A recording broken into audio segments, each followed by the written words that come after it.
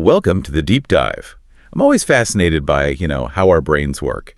And today's topic, it might just flip your whole understanding of learning completely on its head. Oh, really? How so? Well, think about it. We spend so much time absorbing info through words, right? Reading, listening. Sure, that's how we're taught. Exactly. But what if that's not really the main language our brain uses for, like deep knowledge? What if true understanding speaks a different language entirely? Okay, I'm intrigued. So today we're doing a deep dive into motor science, object language, and this really interesting concept called brain pages. Brain pages, okay. Yeah, our guide here is an article by Shiva Narayan Taxhulapage called Motor Science, Building Brain Pages Through Object Language. Got it. And our mission really is to unpack how our actions, our movements, how we physically interact with stuff are maybe far more critical for deep learning and memory than just listening or reading. So less passive intake, more active doing. Precisely. Yeah. This isn't just theory. It's about how your brain actually seems to build lasting knowledge. Right. It's a pretty big shift in perspective, isn't it?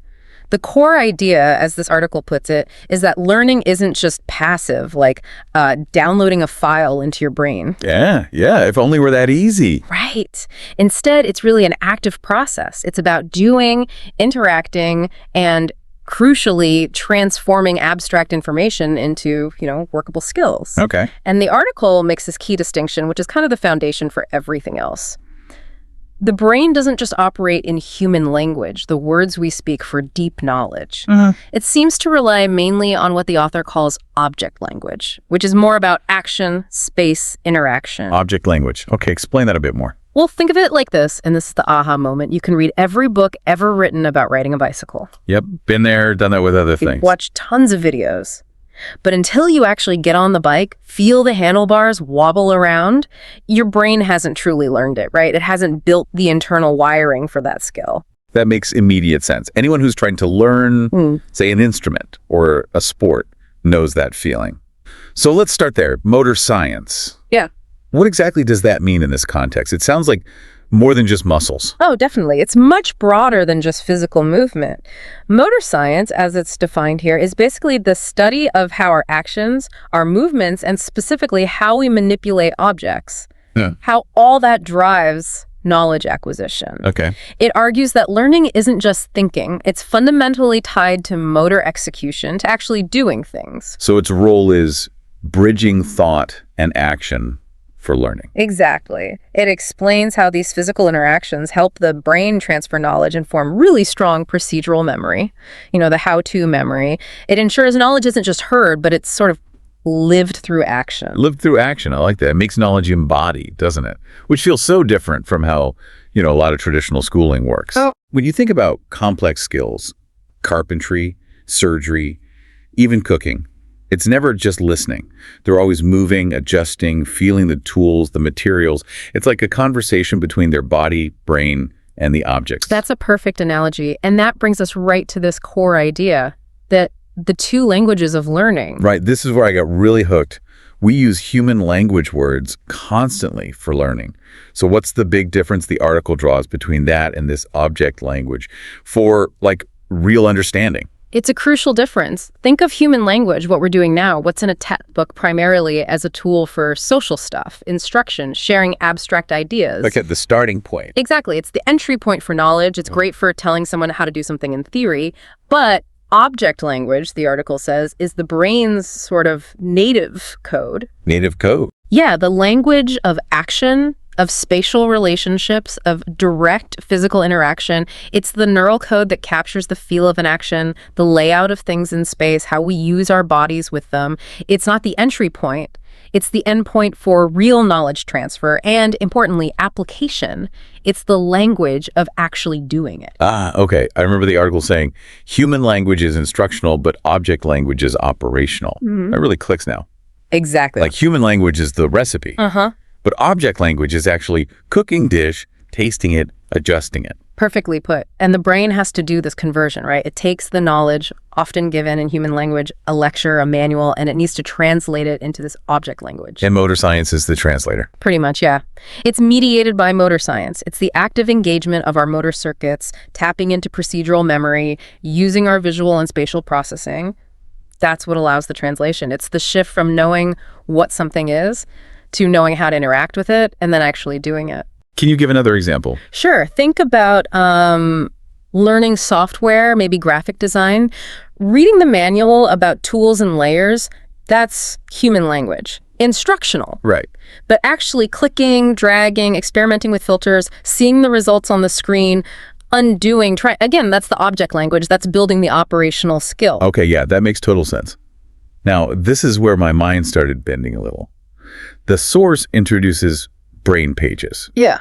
So if the brain is doing this translation into object language, what on earth are these brain page modules? Right. Brain pages, they're basically the brain's own, action-based memory maps, really sophisticated ones. Action-based memory maps. Yeah, they're not just abstract facts. They're actual neural modules, maps, the brain builds, that make recalling and using knowledge way more efficient, almost automatic. So they store the how-to. Exactly. They encode the procedures, the spatial relationships involved, the sequence of actions needed.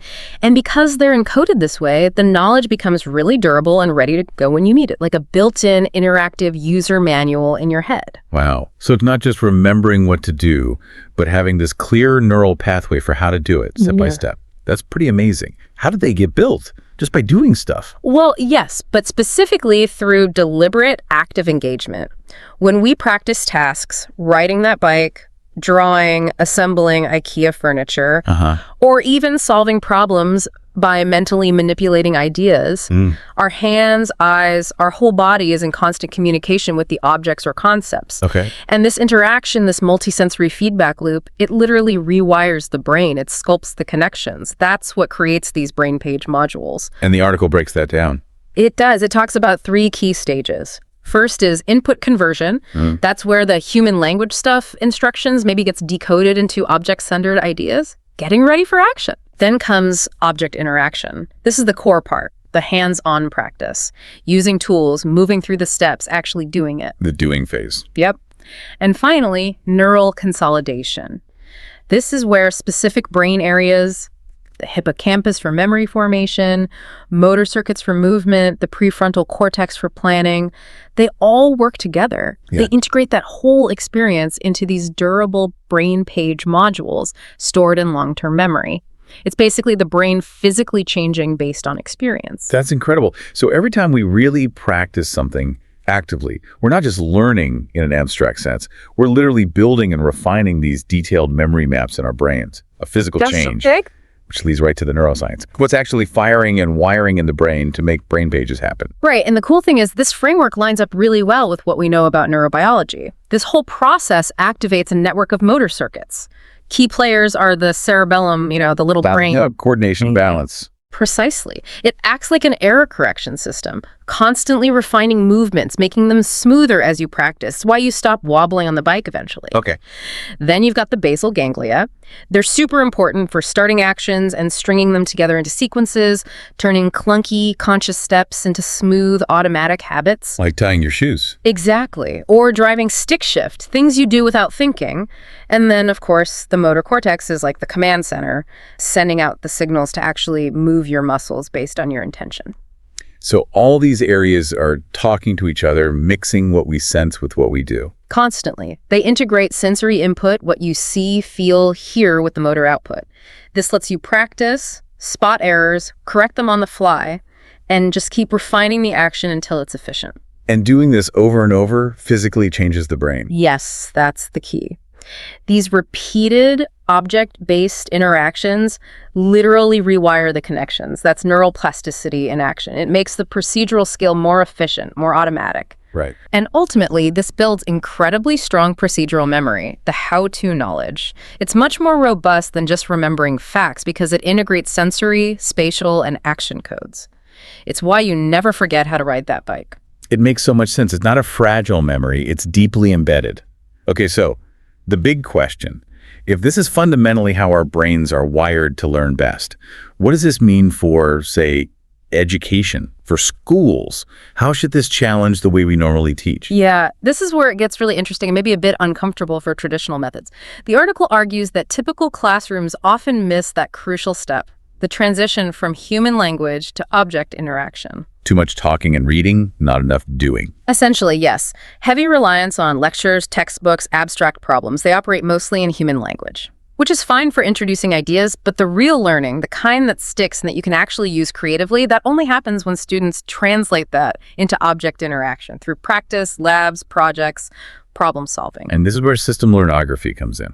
Exactly. System learnography is presented as an approach that really emphasizes this motor-driven, object-centered learning. Okay, sounds fancy, but what does it actually look like? Yeah. More shop classes. Well, maybe partly, but it's broader than that. It's about fundamentally shifting classrooms so learners are actively baiting their own brain pages. Imagine a physics class not just calculating forces, but building simple machines and feeling the leverage. Right. Or a literature class, not just analyzing a play, but maybe blocking out scenes, physically embodying the characters' movements and interactions to understand the subtext.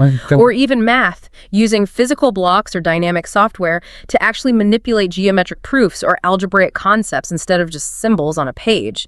It's not just play, it's about translating abstraction into concrete, actionable experience that wires the brain differently. It's about making learners the architects of their own understanding, neurologically speaking. Precisely. Not just passive listeners. That really paints a picture. It's like the difference between someone telling you how an engine works versus you actually getting your hands oily, taking it apart, seeing how the pieces fit and move. Couldn't have said it better. You can hear the explanation, human language, the entry point, but until you physically interact with the parts, the object interaction, you don't build that deep functional brain page for it. Right. The verbal part is necessary, but not sufficient for mastery. Exactly. And the takeaway for you listening is that this isn't just about school. It changes how you can approach learning anything new. It suggests you are constantly building your brain through doing, which is actually a really empowering thought, I think. It really is. Yeah. Wow, what a fascinating journey this deep dive has been. We've gone from questioning how we usually think about learning to seeing how our brains literally build knowledge through action. It's quite a paradigm shift. Yeah. Human language is the doorway, but it's the active object interaction, guided by motor science, that creates those brain pages, the brain's actual operational memory maps. The distinction is so clear now. Deep learning happens in the language of action, not just words. And maybe this leaves us with a final thought to chew on. If our brains really are wired to learn this way, through object language and building brain pages via interaction, how could we consciously apply this? How might we rethink our own learning? Not just in classes, but, hobbies, work problems, personal growth. What new brain pages could you start building right now by shifting from just thinking about something to actually rolling up your sleeves and doing it? Yeah. Engaging directly.